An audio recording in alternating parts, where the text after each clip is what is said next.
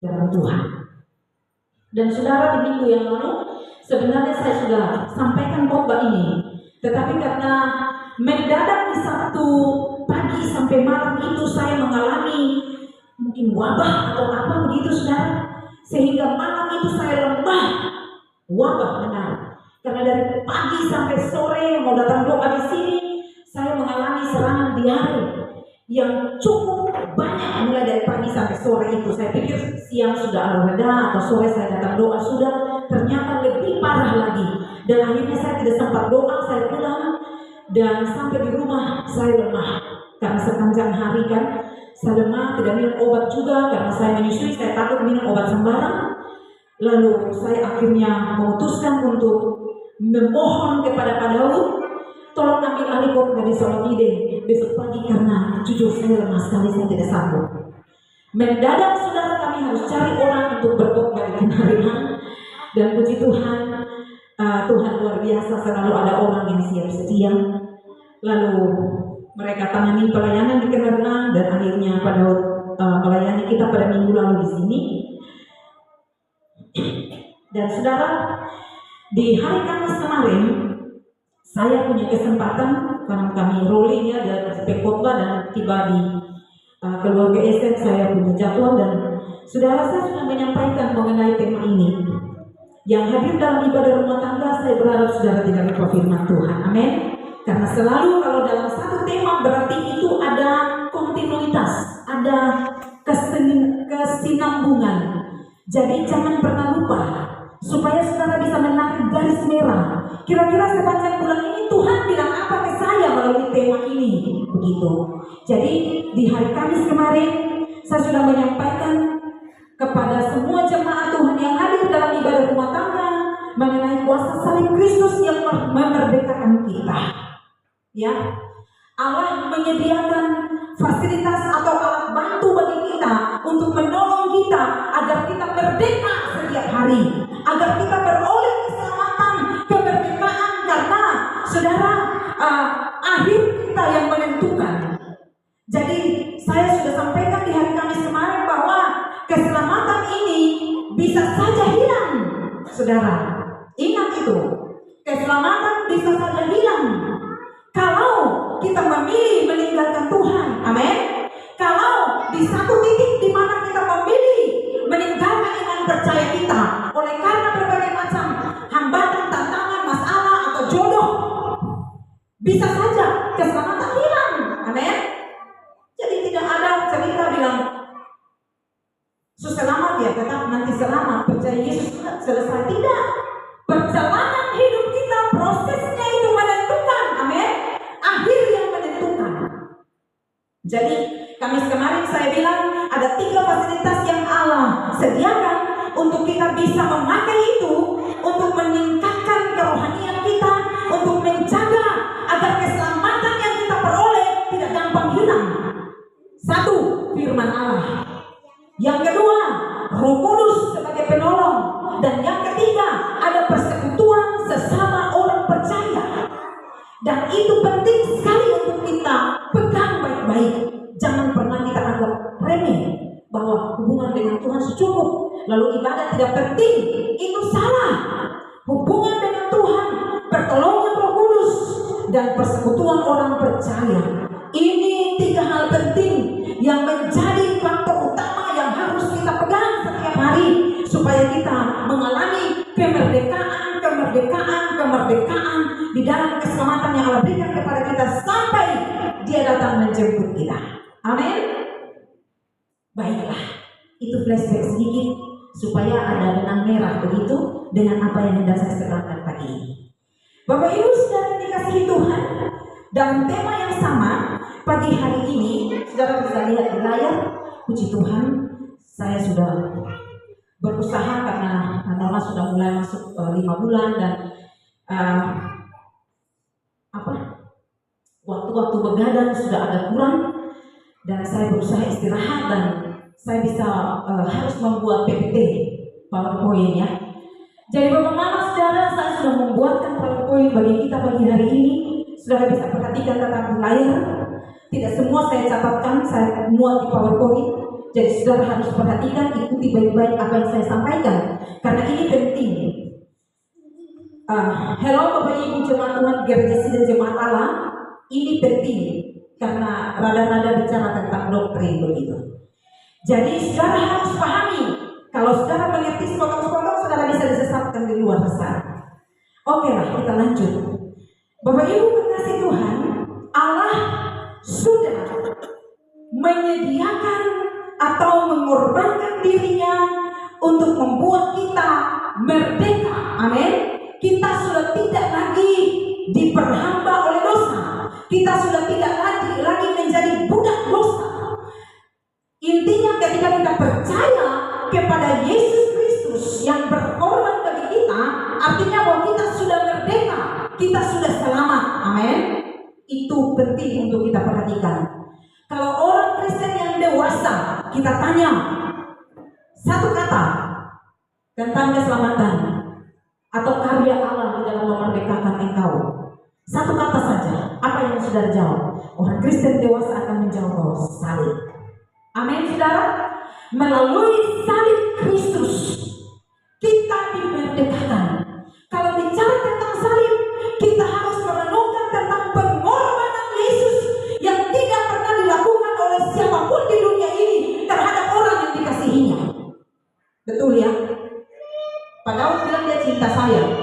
Minggu kemarin dia ngomong begitu ya. Tapi saudara, apakah dia mau mati bagi saya? Hello, bicara tentang mati. Sorry ya, cinta taruh dulu. Ini masalah soal diiris ini biar cinta. Tapi kalau orang kata cinta atau nyawa, biar saudara nyawa. Saya tidak mau, biar. Tapi Yesus tidak, saudara. Cintanya bagi kita bukan cinta kaleng-kaleng, tetapi cintanya bagi kita adalah cinta yang asli, yang tidak bersyarat. Pengorbanan yang dia lakukan bagi kita, dia rela dicabik-cabik, dia rela disiksa di kayu salib, hanya karena cintanya bagi saudara dan saya, supaya kita dimerdekakan. Amin. Supaya kita diselamatkan, supaya kita bisa beroleh anugerah Tuhan, lalu kita hubungan kita dipulihkan, kita datang kepada keselamatan yang kekal. Cukup percaya kepada Yesus, saudara dan saya diselamatkan. Amin. Tidak ada persyaratan lain yang menyusahkan kita. Cukup engkau percaya dengan mulutmu, mengaku di dalam hatimu bahwa Yesus Tuhan adalah juru selamat, engkau sudah diselamatkan. Itu inti pemberitaan Kristen, saudara. Jadi Bapak Ibu saudara yang dikasihi Tuhan, pagi hari ini kita akan melihat apa yang perlu saya seberangkan bagi saudara dan saya terkait dengan kemerdekaan atau keselamatan yang sudah Allah kerjakan bagi kita melalui pengorbanan Yesus Kristus di tiang kayu salib. Mari kita baca dulu ayat-ayat ini. Pembacaan kita ada di Yohanes 6 ayatnya yang ke-60 sampai ayatnya yang ke-66. Mari kita bangkit berdiri bersama-sama. Saudara bisa perhatikan di layar atau saudara bisa baca dari Alkitab di tangan saudara. Kita akan membacanya secara bergantian. Saya ayat 60, Bapak Ibu semua ayatnya yang ke-61. Kita bergantian hingga selesai. Murid-murid yang mengundurkan diri di Galilea. Sesudah mendengar semuanya itu, banyak dari murid-murid Yesus yang berkata, perkataan ini keras. Siapakah yang sanggup mendengarkannya?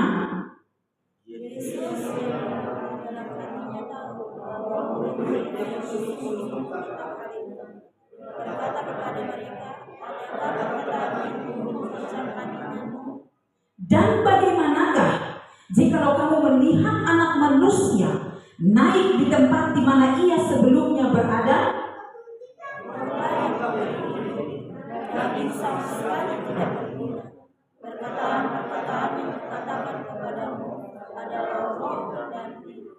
Tetapi di antaramu ada yang tidak percaya, sebab Yesus tahu dari semula siapa yang tidak percaya dan siapa yang akan menyerahkan dia. Lalu ia berkata, sebab itu aku katakan kepadamu, tidak ada seorang pun yang dapat datang kepadaku kalau Bapa tidak Mulai dari waktu itu, banyak murid-muridnya mengundurkan diri dan tidak lagi mengikut dia. Terima kasih, silakan duduk Bapak Ibu Saudara yang dikasihi Tuhan. Partisipasinya membaca firman Allah pada pagi hari ini. Yang dikatakan berbahagia bukan kita yang membaca dan mendengar saja, tetapi mereka yang membaca, mendengar, dan melakukan firman Allah. Amin. Bapak Mama kekasih Tuhan, dari tema yang ada, saya ingin bicara kepada kita 3 hal vital yang mempengaruhi atau yang punya peranan penting di dalam kita masuk atau kita hidup di dalam kemerdekaan yang sudah Yesus kerjakan bagi kita di tiang kayu salib. Ingat baik-baik, 3 hal vital ini sangat mempengaruhi dan menentukan keselamatan kita. 3 hal vital ini sangat menentukan proses kita menuju kepada akhir ketika Maranatha. Ingat baik-baik saudara, ini penting sekali. Gampang untuk diingat karena ini bukan susah-susah. Yang pertama, yang sangat mempengaruhi proses kita untuk terus mempertahankan kemerdekaan, keselamatan yang sudah Allah kerjakan bagi kita adalah Allah sendiri. Itu sangat mempengaruhi. Bapak Ibu Saudara yang saya kasihi dalam Tuhan Yesus, yang paling utama dan terutama adalah Allah. Mengapa saya bilang demikian, saudara? Allah punya peranan penting di dalam keselamatan atau kemerdekaan kita.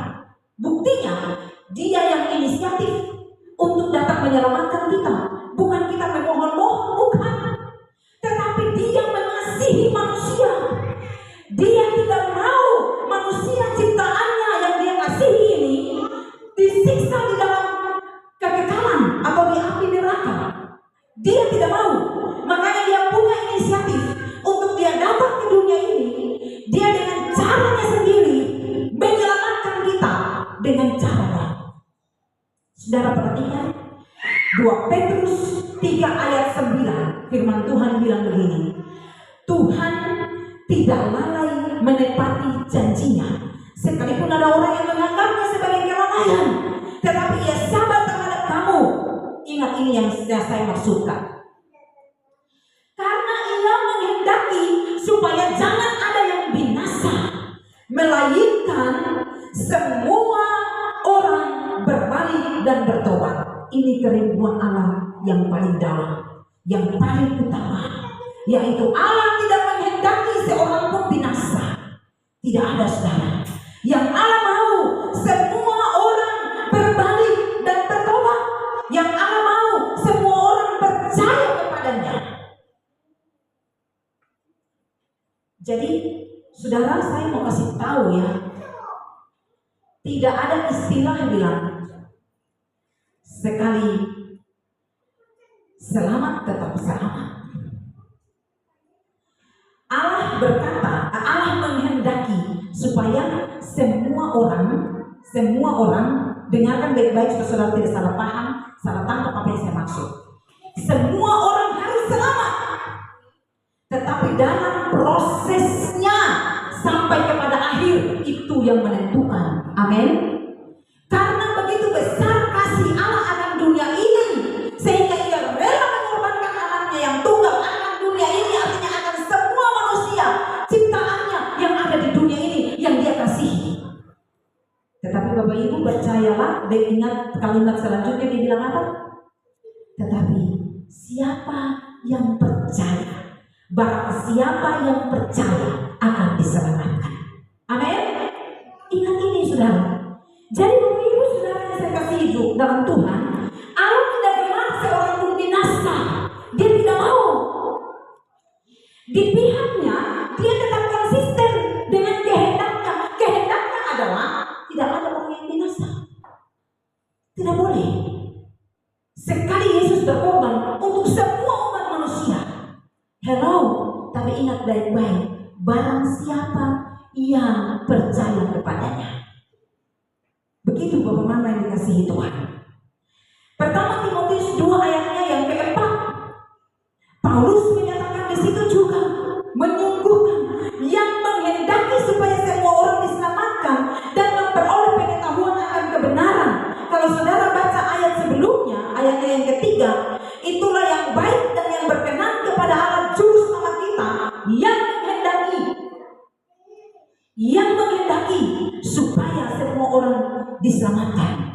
Jadi bagaimana saudara yang dikasihi Tuhan, Allah menghendaki supaya kita diselamatkan. Kisah Para Rasul 28 ayat 24. Tetapi saudara ingat, sekali lagi saya kasih tahu ya, Yohanes 3 ayat 16, barang siapa yang percaya.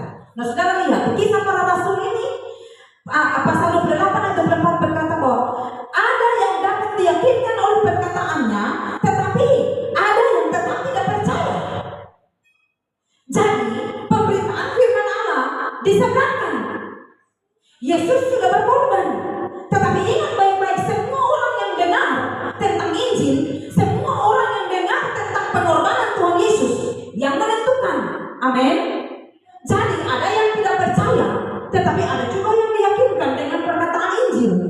Lalu orang-orang yang diyakinkan dengan perkataan Allah itu, itulah yang dimerdekakan, itulah yang diselamatkan.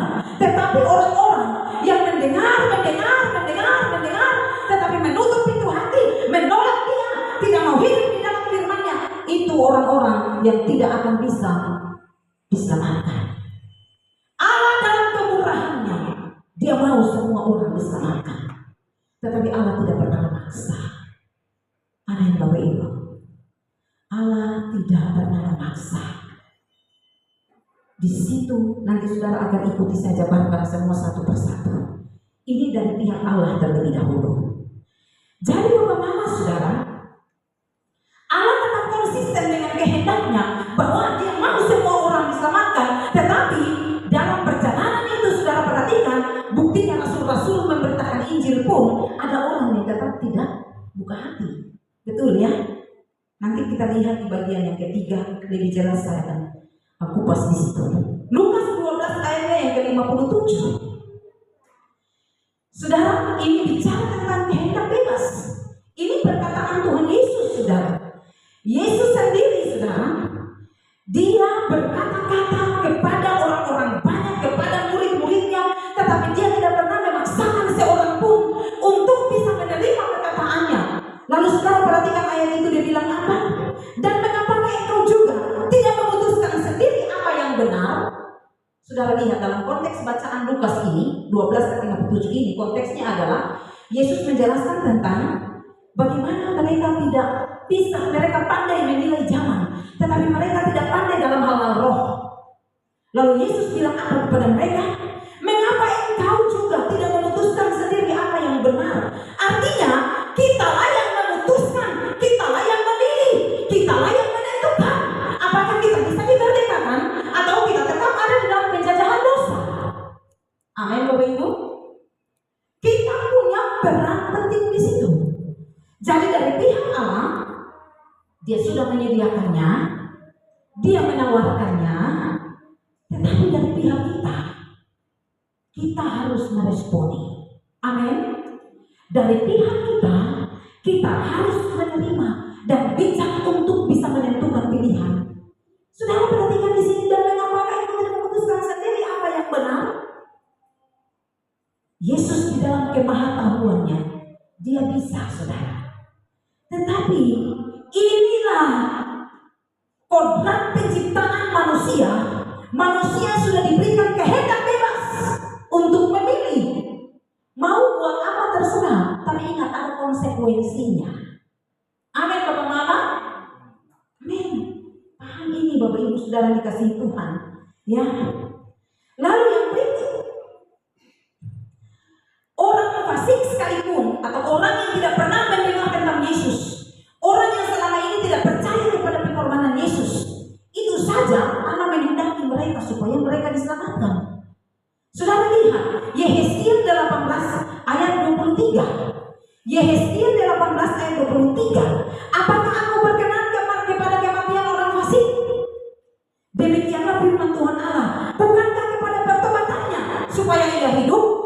Allah juga mengasihi orang fasik, artinya orang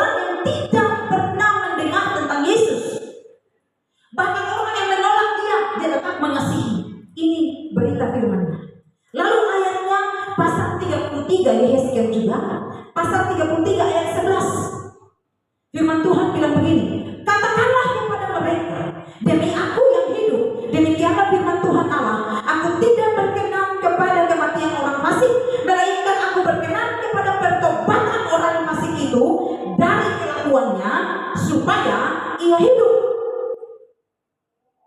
Jadi kepada orang fasik pun Allah menghendaki supaya mereka tetap hidup di dalam kemerdekaan atau keselamatan yang sudah dikerjakan oleh Yesus di tiang kayu salib.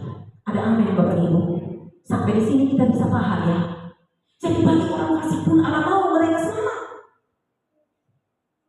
Jadi Allah tidak menentukan siapa yang selamat, siapa yang nanti dihukum di neraka. Tidak. Allah tidak menentukan itu. Allah mau semua orang diselamatkan. Tetapi dalam prosesnya Allah menawarkan keselamatan karena Dia menciptakan kita manusia dengan kehendak bebas. Amin.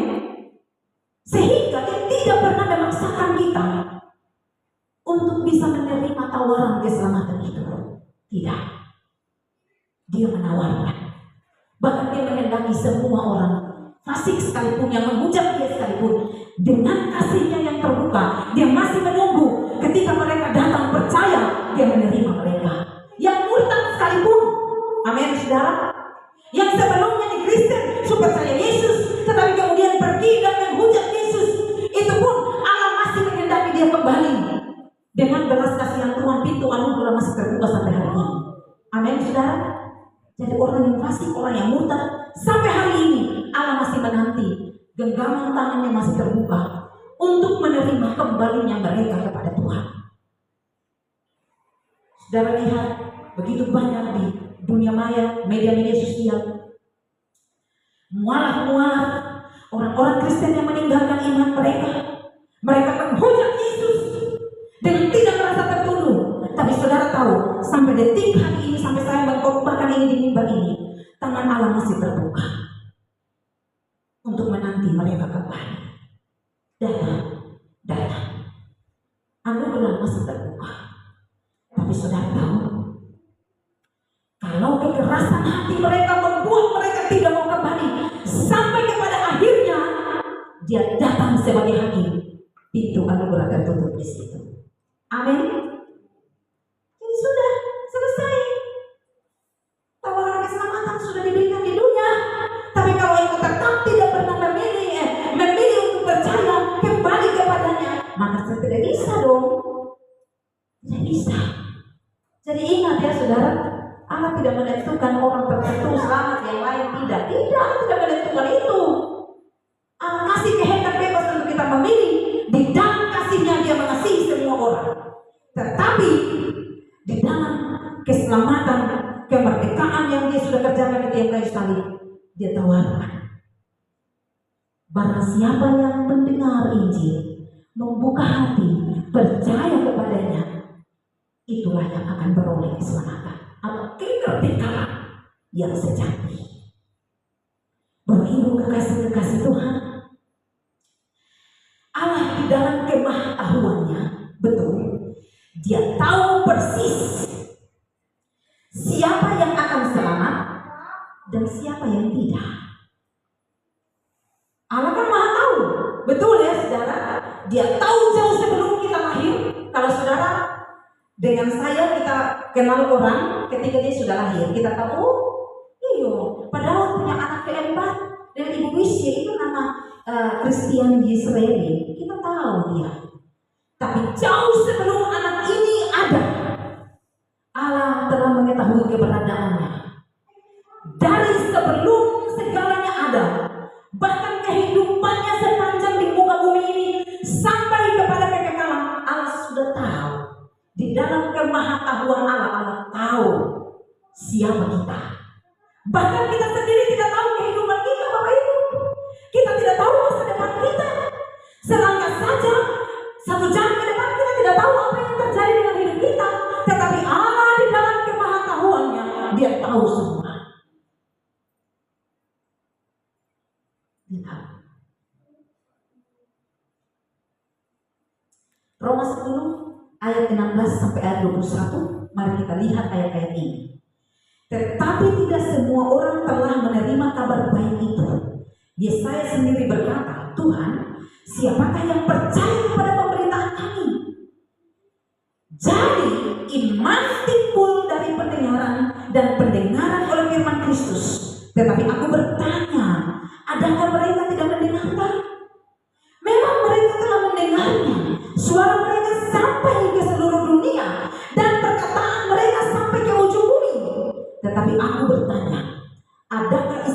menanggapnya?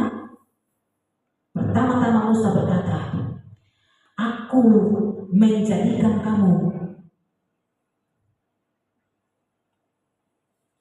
cemburu terhadap orang-orang yang bukan umat dan membangkitkan amarahmu terhadap bangsa yang berbaik. Bapak Ibu Saudara yang dikasihi Tuhan, dari keterangan Roma 10 ayat 16 sampai ayat 21 ini, di dalam kemahatauan Allah, Allah sudah tahu ada orang yang akan membangkang, ada orang yang akan menolak firman, ada orang yang akan menolak pemberitaan tentang salib. Allah tahu itu. Jadi Bapak Ibu Saudara yang dikasihi Tuhan, oleh karena itu Saudara, kita lihat lagi dalam Kisah Rasul 28 ayat 24, ada yang dapat diyakinkan oleh perkataannya, tetapi juga ada yang tidak. Kembali lagi ayat itu tadi. Lalu saudara perhatikan keselamatan yang Allah tawarkan bagi kita. Yohanes 1 ayatnya yang ke-12. Tetapi semua orang yang menerimanya diberinya kuasa supaya menjadi anak-anak Allah. Jadi kita harus terima dulu. Kita yang putuskan, kita yang menentukan pilihan. Kita mau terima atau tidak. Amin. Gitu saudara. Jadi dengar, iman timbul dari pendengaran. Pendengaran akan apa? Akan firman Tuhan. Jadi kalau firman Tuhan diberitakan, imanmu tidak timbul, imanmu tidak bergerak sedikit juga, artinya bahwa engkau seperti orang Israel tadi yang mendengar, tapi tidak menanggapi. Itu kata firman. Ya. Lalu saudara perhatikan baik-baik, semua orang yang menerimanya diberinya kuasa untuk menjadi apa? Untuk menjadi anak-anak Allah. Jadi orang yang terima saja, orang yang buka hati saja, orang yang menerima tawaran itu saja. Amin saudara. Allah tidak pernah menentukan sebelumnya bahwa ini selamat, ini tidak selamat, yang ini nanti masuk neraka, yang ini nanti masuk surga. Engkau hitam reggae jadi engkau itu neraka sah. Yang putih cantik-cantik itu yang masuk surga. Tidak begitu saudara. Allah tidak menentukan sebelumnya. Tidak. Yaitu mereka yang percaya di dalam namanya. Jadi kita responi firman dulu. Ya, orang yang mendengar Injil lalu imannya timbul, dia responi, dia terima. Nah itu baru menjadi anak-anak Allah. Itu orang-orang yang dimerdekakan. Itu orang-orang yang berhak menerima keselamatan, hidup yang kekal bersama dengan Dia. Bapak Ibu Saudara, sekali lagi saya bilang ini doktrin.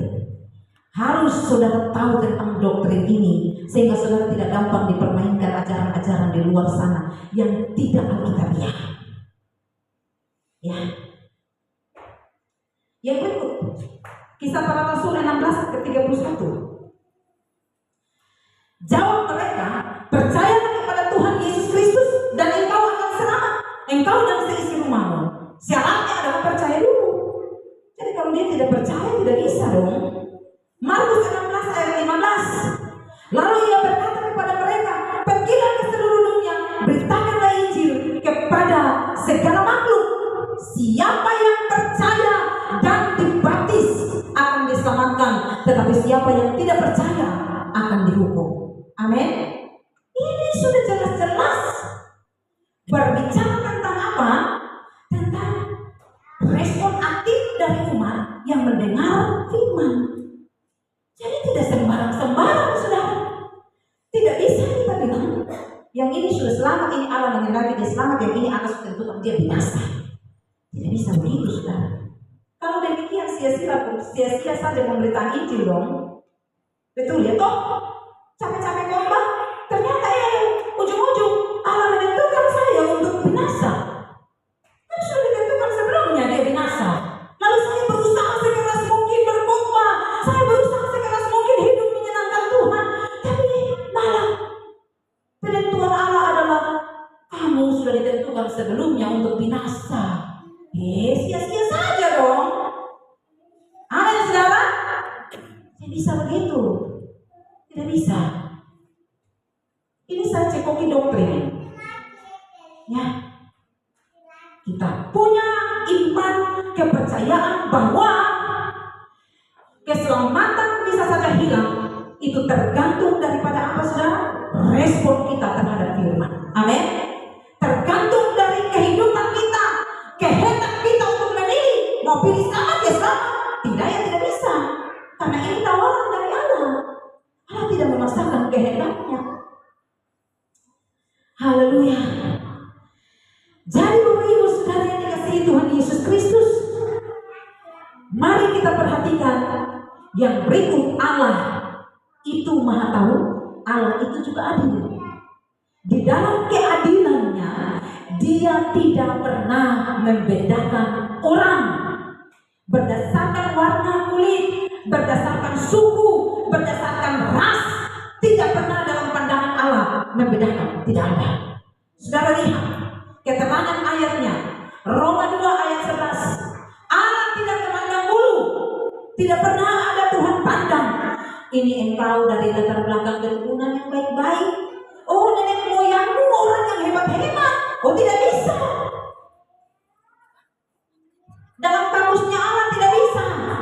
Sekalipun lu punya keturunan dari pertama moyang-moyangmu pakai emas, duduk saja di singgasana, tetapi kalau engkau tetap menolak percaya kepada Yesus, sorry ya, minta maaf, Allah tidak memandang bulu. Amin. Tidak. Yang berikut kisah para rasul